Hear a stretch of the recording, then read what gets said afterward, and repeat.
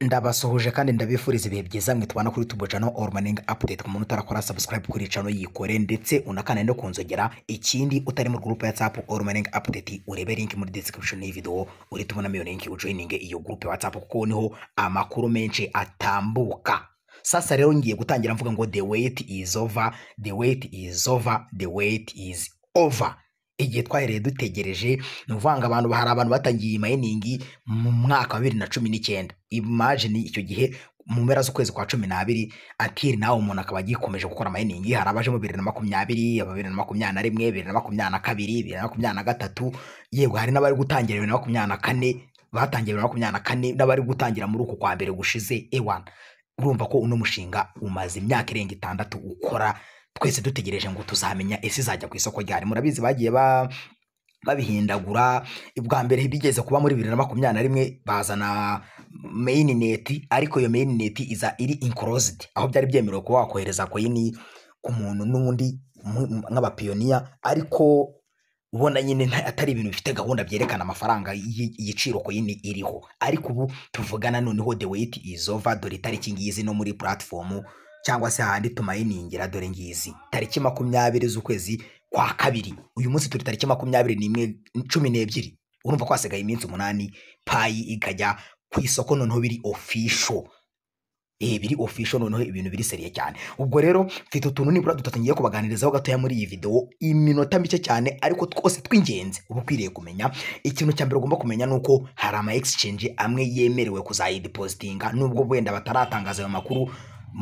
Mu bintu bavuze birimo byinshi, ariko ntago ayo makuru yo arasohoka ngo mubone ko biri official. Ariko ndaza kubereka nk'urugero rwa exchange iri tayari kuri listing iyi coin.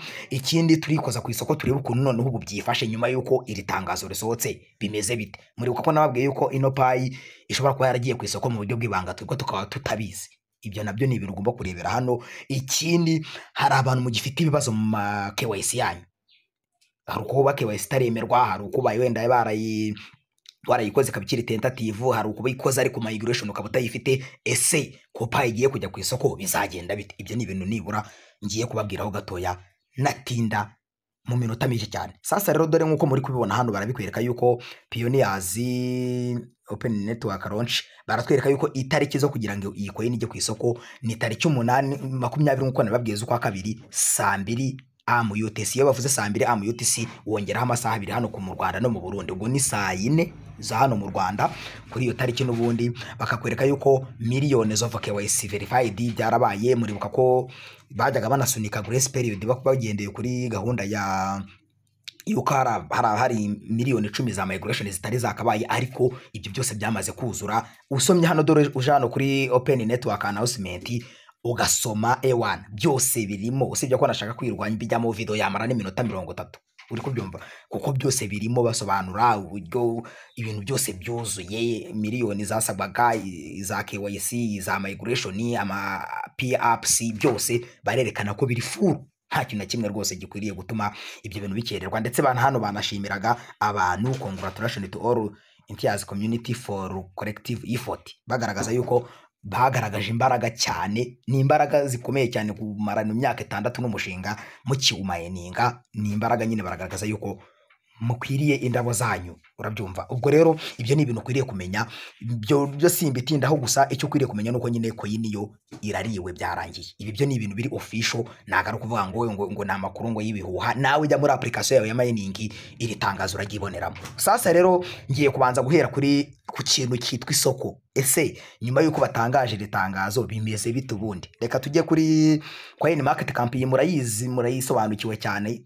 Reka tujyeho turebe ngo payi se bimeze bite nyuma yuko coin batangaje. Dore ku munsi wejo, niba muri kukareba, sinzi niba nazuminga bigakunda, sinzi. Reka nze nongere nangire neza kugira ngo mbibereke mu bisobanukirwe. Nuvuga ngo ku munsi wejo iyi coin yari iri ku madolari 48 dore n'ibice 87. Muri kubona ahantu yari iri dore ngaha, dore ngiki giciro hano hasi. Ariko ubu tuvugana nyuma yuko iri tangazo risohotse, reba uburyo yikubye, iri mu madolari yikubye kabiri 91 n'ibice. Muri kumva nyuma y'uko bamaze gutangaza iri tangazo, nyaboneka nawe ukwiye kuza kwitondera payi zawe ufite mu rwego rwo kugira ngo uzirinde utazazihomba. Murabona ahantu yahise igera, ubwo icyo ni igiciro kimwe ukwiriye kumenya ngo iyi payi iri ku isoko ishobora kuba ari official.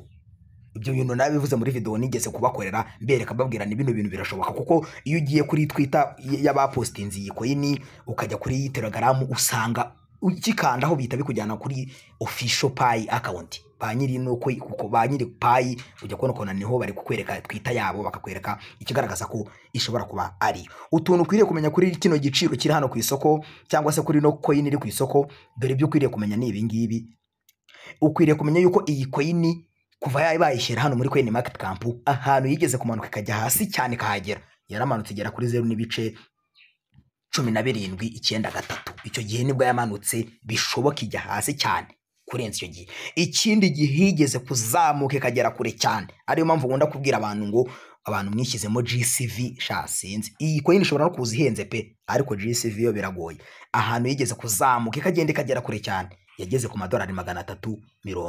Ibi ni ibintu nawe wajya muri Coin Market Camp yawe ukirebera, ntago ari ukuvuga ngo biri muri telefone yanjye. Oya, nawe wajya muri Coin Market Camp yawe ukabireba, no muri Chrome wayisacinga ugasacinga payi barabikwiyerekera. Muri kubibona sasa rero barakwereka hano ngo total supply yayo barayerekana, baratwereka yuko ari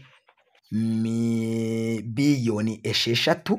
Muri kubibona rero ibyo bari kutwereka byose, ariko bakatwereka ko max supply cyangwa se izishoboka max supply zo ntago bazerekana. Impamvu batazerekana nuko zishobora kwiyongera, bashobora ko hari abantu bashobora guhazamiye migration uyu munsi, hari abo bashobora kuzazihereza ejo, gutyo. Ibyo byose gomba kuba ari ibintu uzi. Ubwo rero sininda ku by'igiciro byo murabona yuko nyine ni ibintu bishobora kuba biririyo. Murabona ko coin nayo yazamutse ku rwego rwo hejuru, ushobora kujya kubona igeze mu madolari 100 kuzamuka. Murabona ko igiciro kigitumbagira, muri kubyumva. Ubwo rero ibyo byari ibintu ukwiriye kumenya. Exchange ya mbere rishobora kulistinga iyi coin nubwo ari ibintu biba ari nk'ibanga baba batarabisohora. Coin exchange ya mbere ishobora kulistinga iyi coin yitwa OKX. Reka tujyemo mite mbibereka neza cyane kugira ngo mubyemere ibyo mbabwira ko biriyo. Reka tuyijyemo. Nukuvuga ngo nuza gufungura iyi exchange yawe ya OKX kuko uyifite, ukaza kuza hano kuri deposit.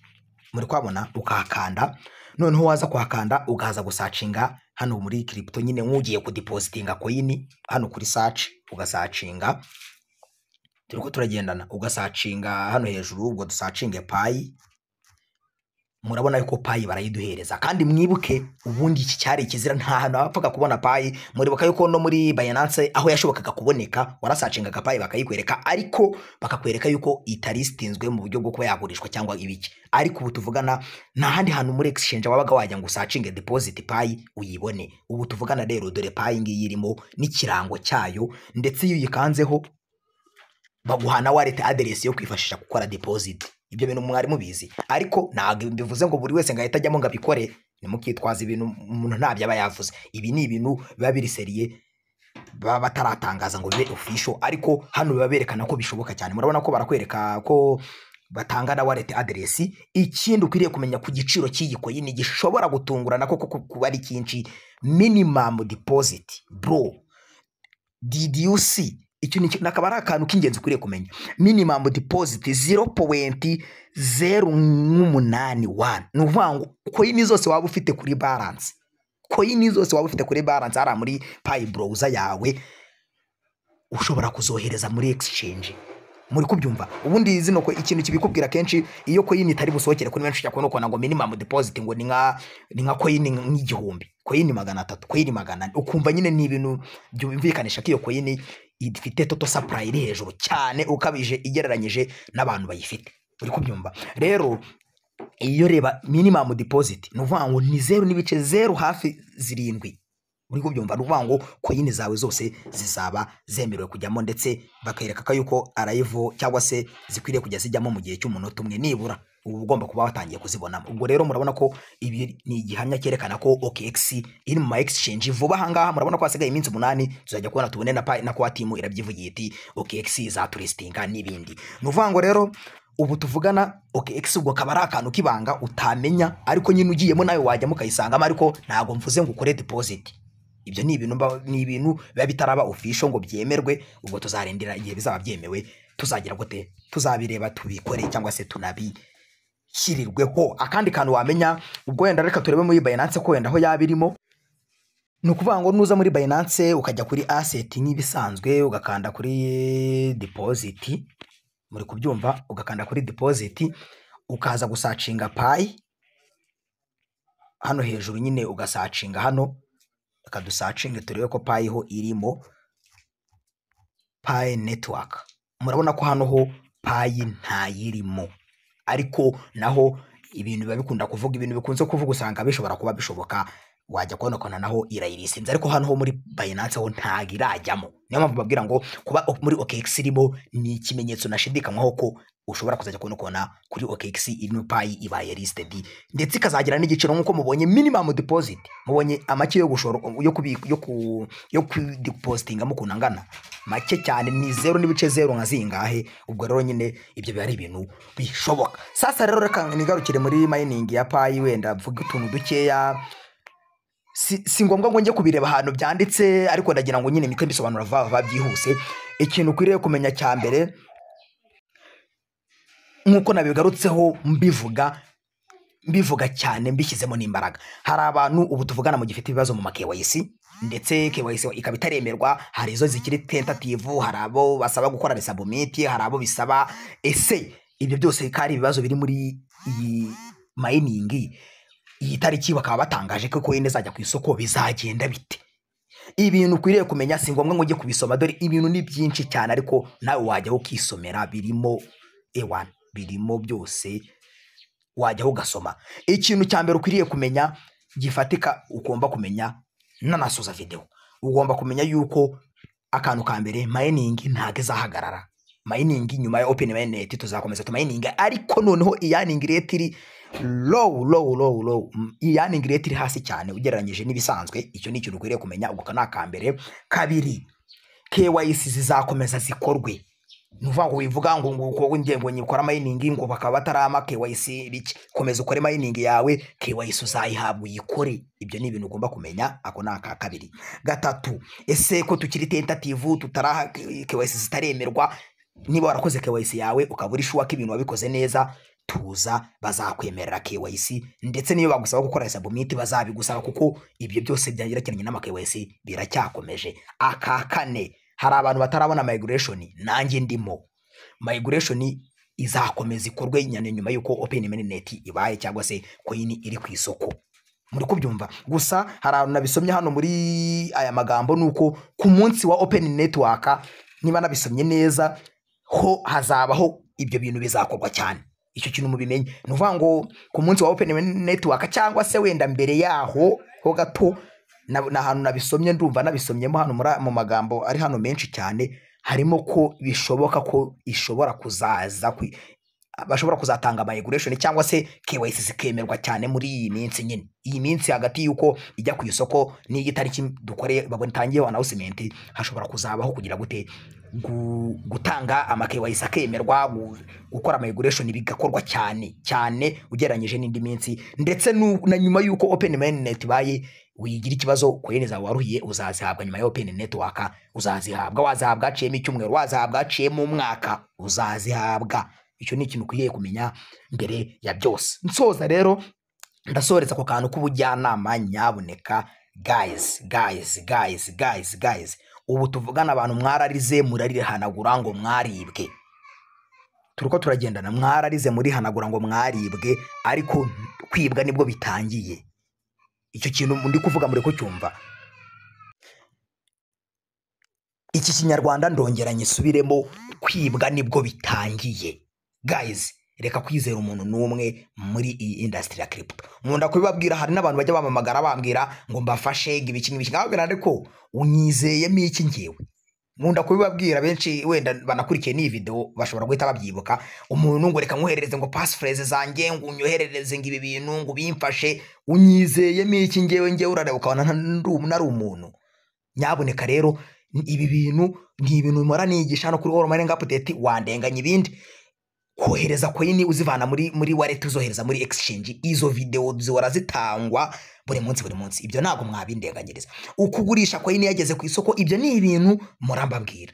Ukuryo ushobora gukora withdraw, ibyo ni ibintu murambabwira. Rero guys, ubu tuvugana kwibwa nibwo bisa nka bitangiye.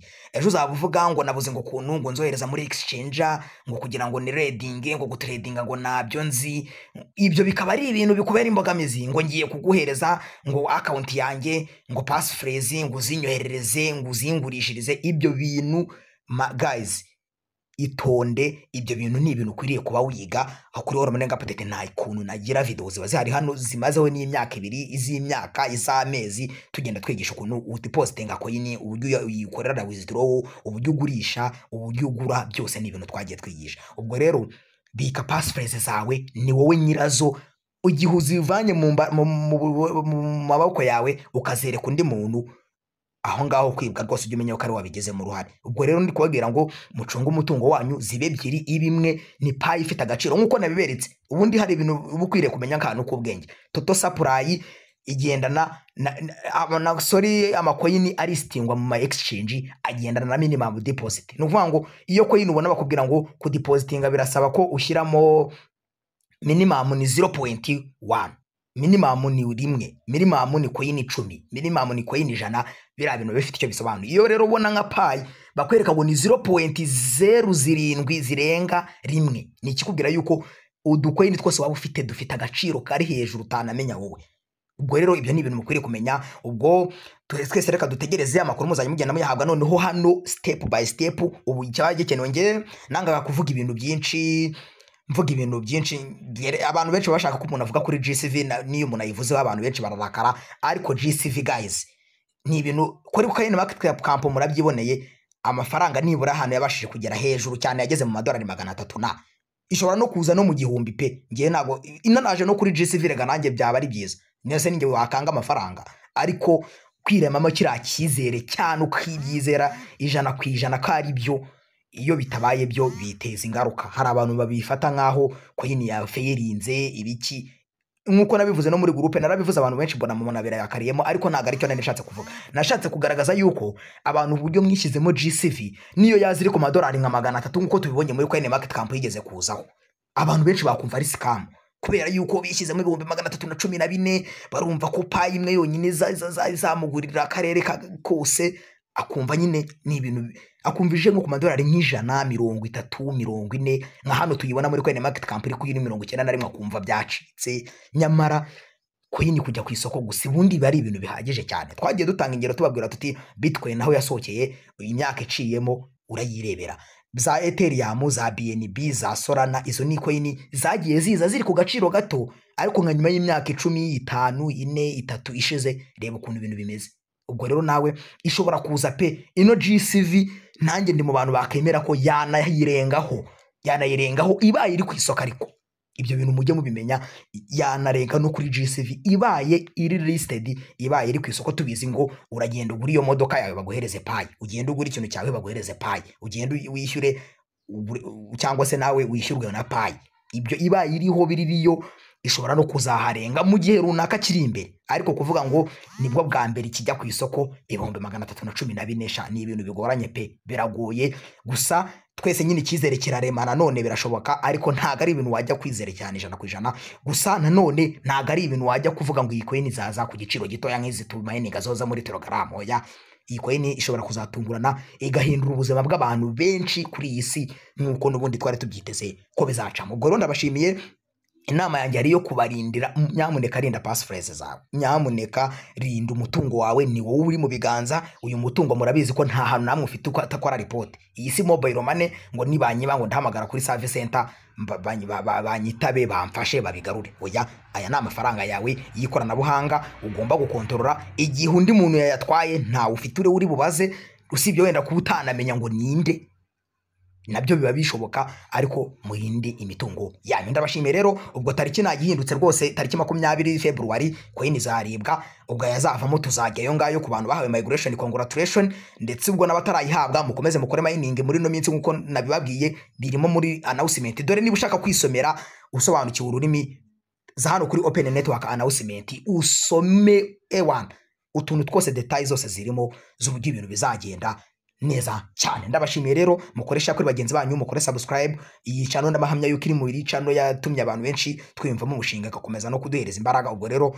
mureke dukomeze tube hamwe mpaka coin igiye ku isoko, tukamenya nayo dukuyemo, ndetse tukamenya nuko ibintu biteye neza step by step. Ubwo announcement zose ni kuri Oromanenga Update, yaba ari group WhatsApp ndetse na hano kuri YouTube channel Oromanenga Update. Ciao ciao.